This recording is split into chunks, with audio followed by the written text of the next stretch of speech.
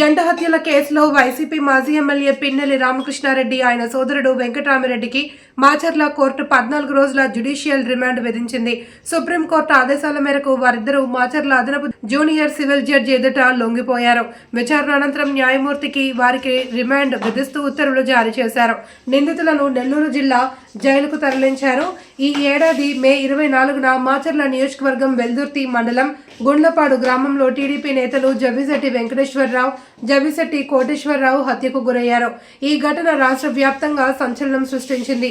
ఈ కేసులో పోలీసులు పిన్నెల్లి సోదరులను A6, A7 నిందితులుగా చేర్చారు. అరెస్ట్ నుంచి తప్పించుకునేందుకు పిన్నెల్లి సోదరులు తొలుత హైకోర్టులో ముందస్తు బెయిల్ కోసం ప్రయత్నించగా పిటిషన్ తిరస్కరణకు గురైంది. దీంతో వారు సుప్రీంకోర్టును ఆశ్రయించారు. అక్కడ కూడా వారికి చుక్కెదురైంది. వారి పిటిషన్ను కొట్టివేసిన సర్వోన్నత న్యాయస్థానం 2 వారాల్లోగా సంబంధిత కోర్టులో లొంగిపోవాలి అని స్పష్టమైన ఆదేశాలు జారీ చేసింది. ఈ గడువు ముగుస్తూ ఉండడంతో వారు గురువారం మాచర్ల కోర్టులో లొంగిపోయారు.